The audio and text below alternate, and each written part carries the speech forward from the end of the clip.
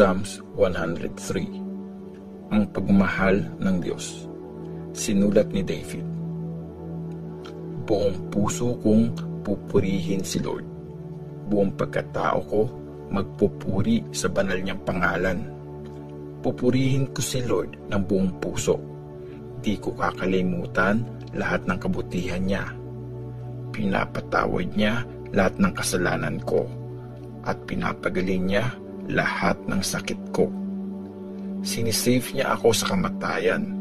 Wagas na pag-ibig at awa binibigay niya. Pinupuno niya ang buhay ko ng magagandang bagay. Kaya kasing lakas ko yung mga bata pa, kasing lakas ng agila. Pag humatol si Lord pabor sa lahat ng inaapi, binibigay niya sa kanila ang hustisya. Ang mga plano niya, sinabi niya kay Moses.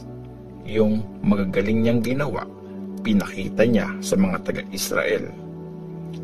Maawain si Lord at sobrang bait. Hindi madaling magalit, umaapaw sa pagmamahal. Hindi niya tayo laging pinapagalitan.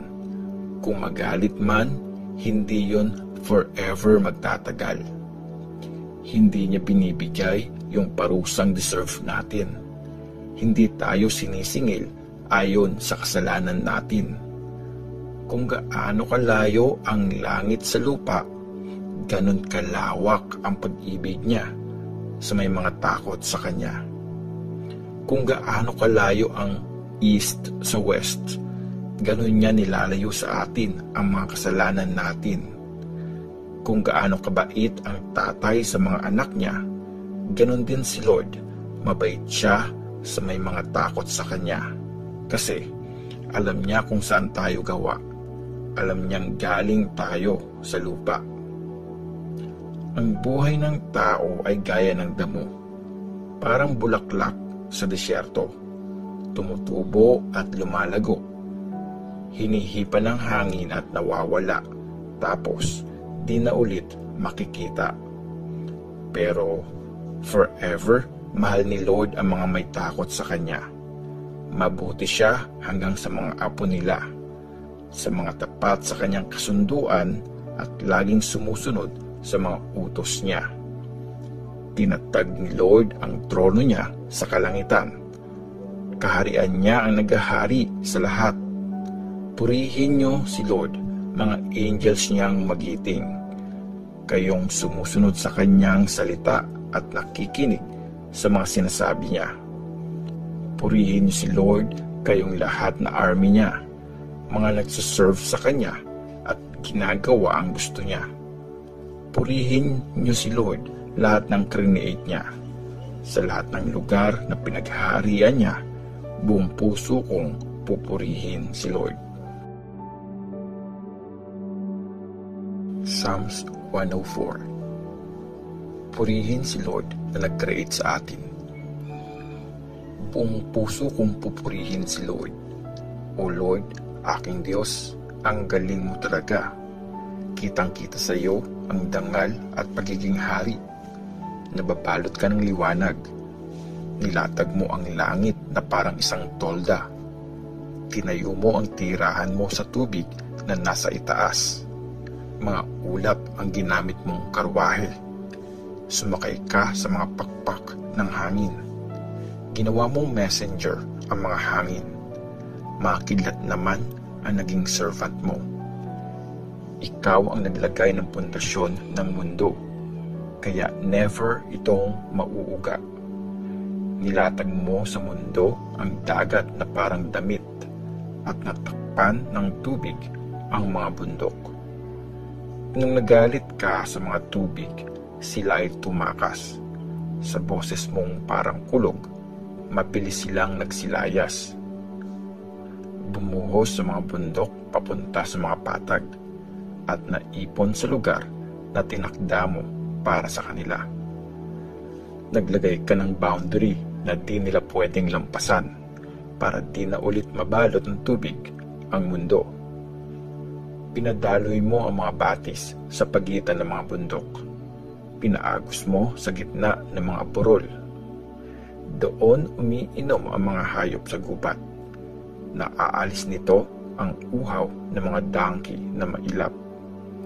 Nagpupugad malapit doon ang mga ibon.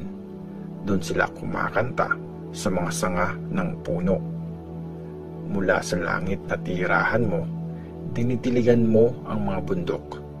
Nabubusog ang lupa sa bunga ng mga ginawa mo. Pinapatubo mo ang damo para sa mga baka, pati mga halamang inaalagaan ng mga tao, para may pagkain silang makuha mula sa lupa. Wine na nagpapasaya ng puso, olive oil na nagpapaganda ng mukha, at tinapay na nagbibigay ng lakas. Ang mga puno ni Lord laging natitiligan, mga puno ng cedar ng Lebanon na siya ang nagtanim. Sa mga punong ito, namumugad ang mga ibon. Sa iba pang mga puno, nandun ang mga tagak. Nasa matataas na bundok ang maiilap na kambing. Sa bitak ng mga bato, nagtatago ang mga kuneho. Ginawa mo ang buwan para malaman ang panahon. Alam ng araw kung kailan siya lulubog. Ginawa mo ang dilim at iyon ang naging gabi. Kung kailan naglalabasan lahat ng hayop sa gubat. Nagro-roar ang mga batang layon. Naghahanap ng lalapain. Hinahanap ang pagkain sa Diyos ng gagaling. Pagsikat ng araw, umuuwi na sila, humihiga sa mga lungga nila. Ang tao naman, lumalabas para magtrabaho. Hanggang gabi, siya ay kumakayod. O Lord, napakarami mong ginawa. Mahusay kang mag-isip. Nagawa mo itong lahat. Punong-puno ang mundo ng lahat ng create mo. Ayan ang dagat, malaki at malawak. Ang mga nandyan na may buhay, hindi mabibilang. Lahat ng nabubuhay, malaki o maliit man, bumabiyahe dyan ang mga barko. Dyan din naglalaro ang Leviathan na ginawa mo. Lahat sila sa iyo umaasa. Nabibigyan mo ng pagkain pag kailangan nila. Pagbigay mo sa kanila, tinatanggap nila yon. Binubukas mo ang palad mo at nabibless sila ng magagandang bagay. Pag tumalikod ka, natatakot sila. Pag binawian mo ng hininga, namamatay na at bumabalik sila sa lupa. Pag binibigyan mo sila ng hininga, nabubuhay sila. Binibigyan mo ng bagong buhay ang lupa. Forever sanang makita ang dakilang kapangyarihan ni Lord. Matuwa sana si Lord sa mga ginawa niya. Tiningnan niya ang mundo at nanginig ito. Hinawakan niya ang mga bundok at ang mga ito ay umusok. Kakantahan ko si Lord habang nabubuhay ako. Sa buong buhay ko, pupurihin ko ang aking Diyos. Matuwa sana si Lord sa mga iniisip kong ito. Kasi siya ang nagpapasaya sa akin. Mabura na sana sa mundo ang mga makasalanan. Mawala na sana ang mga masasama. Buong puso kong pupurihin si Lord.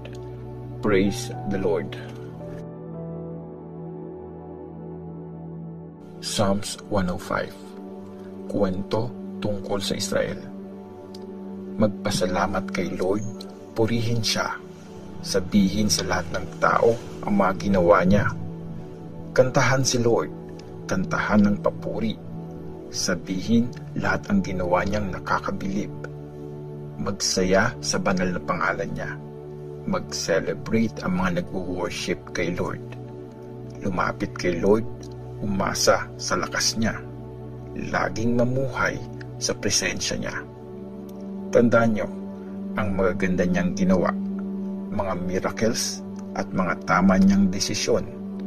Kayong mga anak ng servant niyang si Abraham, mga anak ni Jacob, pinili niyang bayan. Si Lord ang ating Diyos. Buong mundo ang sakop ng hatol niya. never niyang kakalimutan ang ginawa niyang kasunduan. Tutuparin niya ang mga promise niya hanggang sa 1,000 generation. Ito yung kasunduang ginawa niya kay Abraham, yung sinumpa niyang promise kay Isaac. Pinagtibay niya ang kasunduan kay Jacob, yung usapan nila na panghabang panahon. Sabi niya, ibibigay ko sa inyo ang lupain ng Kanaan. Magiging inyo yun bilang inyong mana. Noon, iilan pa lang sila. Mga dayo lang sila sa Kanaan. Paggala-gala sila sa iba't ibang bansa, palipat-lipat sa mga kaharian at bayan. Di pumayag ang Diyos na may umapi sa kanila. Binalaan niya ang mga hari, alang-alang sa kanila. Sabi niya, huwag niyong sasaktan ang mga pinili ko. Huwag niyong gagalawin ang mga prophet ko. Pinaranas niya ang taggutom sa buong lupain. Inalis niya ang lahat ng supply ng pagkain. Pero bago pa yon, may pinauna na siyang isang tao sa kanila. Si Joseph na binenta at naging alipin.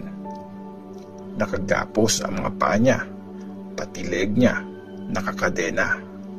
Hanggang sa nangyari nga yung sinabi niya. Pinroof ng salita ni Lord na tama siya. Tapos, pinalaya siya ng hari ng Egypt. Pinalaya siya ng leader ng mga tao. Ginawa siyang in charge sa lahat ng nasasakupan ng hari. Pinamanage sa kanya ang buong lupain. Naging mas mataas siya sa mga opisyal at tinuruan niya ang mga advisor ng hari. Tapos, pumunta si Jacob sa Egypt. Doon na siya tumira sa lupaing yon. Binigyan ni Lord ng maraming anak ang bayan niya. Pinalakas sila, mas malakas pa sa mga kaaway nila.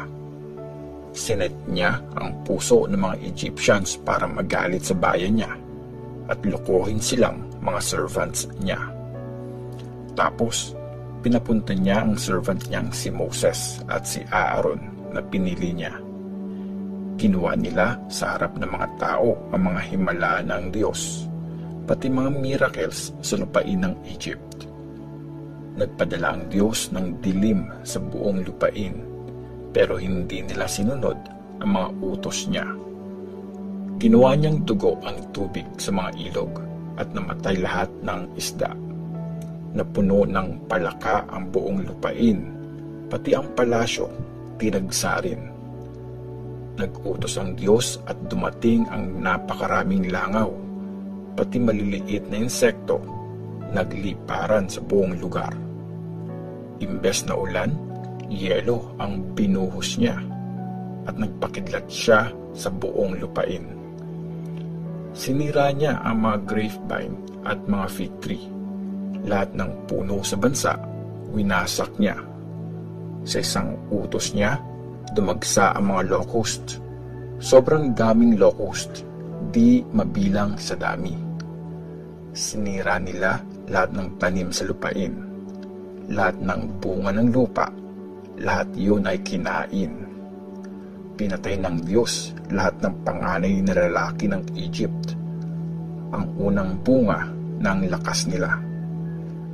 Tapos ang Israel, nilid niya palabas.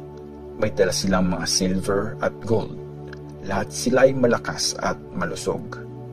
Nagsaya ang Egypt nung umalis na sila kasi takot na takot ang mga tao sa kanila.